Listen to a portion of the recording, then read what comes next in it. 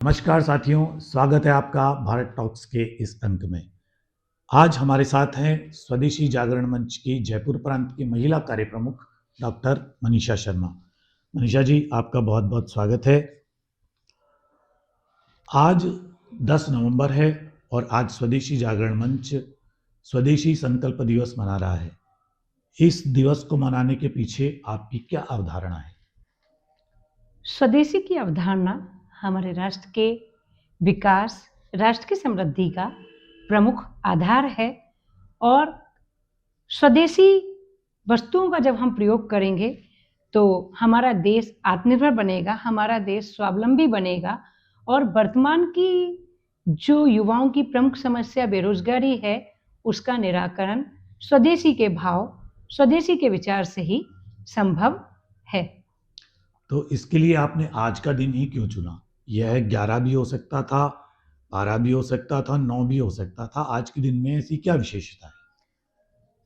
परम सौभाग्य का विषय है कि आज ही के दिन 10 नवंबर 1920 को माननीय राष्ट्रऋषि श्री दत्तोपंत जी ठेंगड़ी ने इस धरा पर जन्म लिया और स्वदेशी जागरण मंच की स्थापना उन्हीं के द्वारा की गई। तो उनके विचार को युवाओं तक पहुंचाने के लिए, स्वदेशी के भाव युवाओं तक पहुंचे, इसके लिए आज के दिन को स्वदेशी संकल्प दिवस के रूप में मनाया जाता है। आज जबकि पूरा विश्व एक ग्लोबल विलेज बन चुका है, इसमें स्वदेशी की अवधारणा या स्वदेशी की बात क्या आइसोलेशन में हमको नहीं ले जाएगी? जबकि हम वसुधैव कुटुंबकम की बात करते हैं, तो यह क्या आपस में विरोधाभासी विचार नहीं है? स्वदेशी एक बहुत ही विस्तृत अवधारणा है। आइसोलिज्म में स्वदेशी नहीं है। स्वयं दत्तोपंत जी ठेंगड़ी जी ने भी ये कहा है कि स्वदेशी का भाव आइसोलिज्म नहीं है। हम वसुधैव कुटुंबकम की बात कर रहे हैं, हम न्यू इंटरनेशनल ऑर्डर की बात कर रहे हैं। तो वसुधैव कुटुंबकम या न्यू इंटरनेशनल ऑर्डर का निर्माण तभी संभव है जब हर देश स्वदेशी का उपयोग करे, स्वदेशी का उपयोग करके स्व अवलंबित हो, स्वावलंबी हो और सभी स्वावलंबी, सभी विकसित राष्ट्र मिल करके जन कल्याण के लिए एकत्र हों, तो ही वसुधैव कुटुंबकम का भाव संभव होगा। संघ अपनी स्थापना के 100 वर्ष पूरे कर रहा है। स्वदेशी जागरण मंच की इसमें क्या भूमिका है, या स्वदेशी के कार्यकर्ता के रूप में आप ये जो शताब्दी वर्ष संघ का चल रहा है उसमें अपनी भूमिका क्या पाते हैं? संघ के शताब्दी वर्ष में स्वदेशी जागरण मंच के एक कार्यकर्ता के रूप में हम सभी की जिम्मेदारी, हम सभी का दायित्व और भी बढ़ जाता है। संघ ने शताब्दी वर्ष में 5 परिवर्तन बताए हैं जो राष्ट्र के विकास के लिए बहुत ही उपयोगी हैं। उनमें एक परिवर्तन है स्वदेशी, और स्वदेशी का भाव जन जन तक पहुंचाने के लिए, प्रत्येक नागरिक तक पहुंचाने के लिए हर नागरिक स्वदेशी वस्तुओं का प्रयोग करे। इस भाव को जनता तक पहुंचाने में हमारा दायित्व बहुत ही ज़्यादा बन रहा है। प्रधानमंत्री महोदय भी इस स्वदेशी के भाव को जन जन तक पहुंचाने के लिए, देश की अर्थव्यवस्था को विकसित करने में स्वदेशी की क्या भूमिका है, उसके लिए जन जन तक पहुंचाने में अपना भूमिका निभा रहे हैं। अभी आपने पंच परिवर्तन की बात की। संघ के ये पंच परिवर्तन क्या हैं? कृपया हमारे दर्शकों के लिए एक बार स्पष्ट करेंगे। संघ का शताब्दी वर्ष, संघ का लक्ष्य है हमारे राष्ट्र को परम वैभव तक पहुंचाना, और परम वैभव तक पहुंचाने के लिए पंच परिवर्तन के माध्यम से 5 विषय, 5 आयाम, 5 साधन संघ के द्वारा बताए गए हैं, जिसमें कुटुंब प्रबोधन, सामाजिक समरसता, नागरिक कर्तव्य बोध और साथ ही स्वदेशी और पर्यावरण संरक्षण, इन 5 विषयों पर हम सभी चिंतन करें, हम सभी इनको अपने मन, कर्म, वचन से इन सभी विषयों का पालन करें, तभी हमारा राष्ट्र परम वैभव की प्राप्ति कर सकता है। संघ के बारे में कहा जाता है कि संघ में महिलाओं की कोई भूमिका नहीं है, और आप संघ के एक अनुषंगिक संगठन स्वदेशी जागरण मंच की प्रांत की महिला कार्य प्रमुख है। तो यह जो विरोधाभास है, इसको आप कैसे देखती है और इसको आप कैसे स्पष्ट करना चाहेंगी? अभी जो आपने प्रश्न किया, राष्ट्र विरोधी जो ताकतें हैं उनके द्वारा फैलाई गई ये मात्र एक भ्रांति है।